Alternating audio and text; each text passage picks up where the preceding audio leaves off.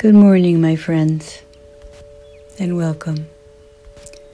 As perhaps you are, I was reflecting on the nature of suffering just the other day, and how it can live right inside of happiness. I used to think that once I got to a certain point of emotional or spiritual growth, that maybe suffering would be much more rare, that I would walk around with a kind of faith that would give me greater equanimity, and that maybe my heart wouldn't hurt so often. I tend to be quite an empathic and sensitive human being, and sometimes that is a burden. Other times it is a great gift. And I thought about Jesus, and I thought about the Buddha, since Thai has taught us that they basically are a very similar energy, and they inter-are. And I thought, did Jesus suffer? Did the Buddha suffer? And the answer came, absolutely, because they had a body, feelings, perceptions, heartaches, just like all of us. So they suffered physically, as do we. And whenever they saw the suffering of their disciples, or a beloved disciple died, of course he suffered. Each of them were human beings for a time on this earth, vulnerable to aches in body, mind, heart, and spirit, to say the least. But here's the thing that came to my awareness. I believe that they suffered differently. When Jesus suffered misunderstanding, hatred, and ultimately his death at the hands of cruelty, we can also see that at that time he had a lot of insight, wisdom, and compassion. Perhaps he suffered less, knowing that this was his purpose and mission, but maybe not. However, he knew how to suffer. And if we come to know how to respond to our suffering, we will suffer much differently, and probably much less about many things. Happiness and suffering inter-are, a relationship of interbeing, like the left and right side of a sheet of paper. The left is not the right, but without the right, the left cannot be. They cannot be by themselves alone.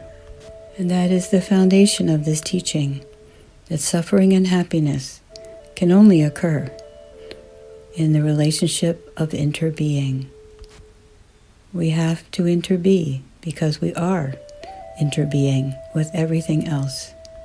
Without suffering, we would not know the experience of happiness as the other side of a sheet of paper. So let us be seated if you're not already. And I want to guide you again today in what I hope is another direct experience that helps you to ground yourself in an understanding deeply of interbeing more and more. Allow your breathing to settle you, and allow your body to feel the support of every one of those breaths as it comes in and expands you, and as it releases and empties you. Without the expansion, there would be nothing to release. They inter-are. Thai often compares this to looking at a flower that can teach us about interbeing. So bring into your mind the image of a flower that you think is especially beautiful. What is its color? The shape of its stem? Leaves? The way that it grows out of the ground? Is it tall or tiny or somewhere in between? And give it the most beautiful color that this kind of flower is able to offer when she is healthy and alive. As Thai said, if you look deeply into a flower, you can see that that flower is made only of non-flower elements. In this flower, there is a cloud, There is rain. There is sunshine. Sunshine is not a flower, but without the sunshine, no flower is possible. If you were looking into a lotus flower, one of the great things, non-flower elements you would see is mud. The life energy of a lotus flower grows out of the sticky, wet mud. The flower is beautiful, and the mud smells and is ugly. Tai says, this is the truth about suffering and happiness. When you grow lotus flowers, you know that lotus flowers need to grow in mud. You can't grow a lotus on marble or sand.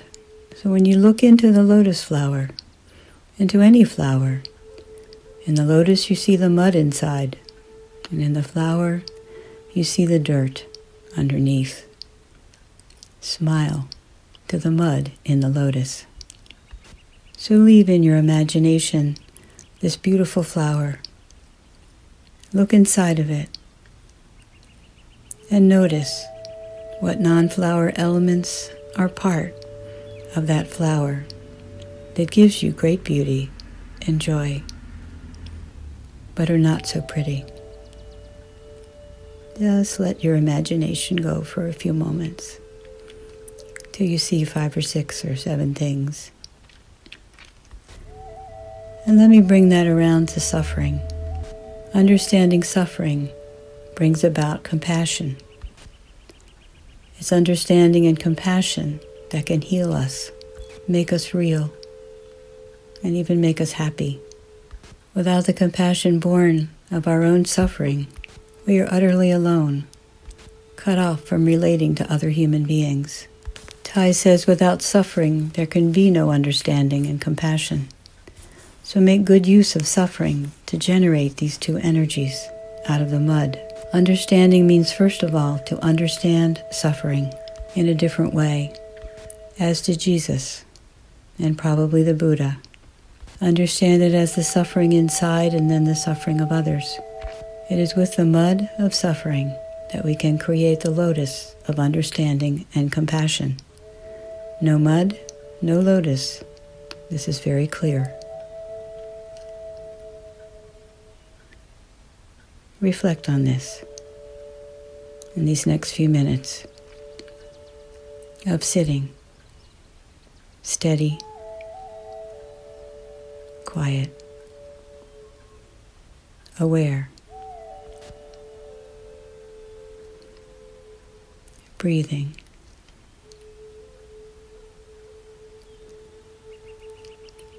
What do you notice about the themes of your own suffering? What is it that can truly bring those feelings alive in you of suffering?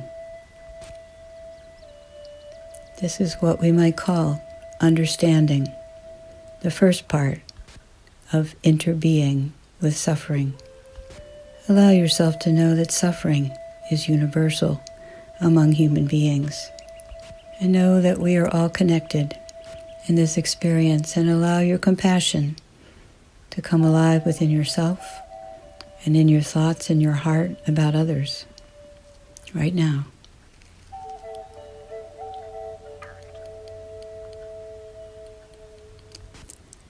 What is the mud of your suffering? What are the non-suffering elements that create the ground? I know for me, what is generally inside of suffering are my feelings of great love, compassion, understanding, the embrace of a mother holding her baby. I invite you to listen to these meditations on suffering and its interbeing with happiness and non-suffering elements like love, attachment.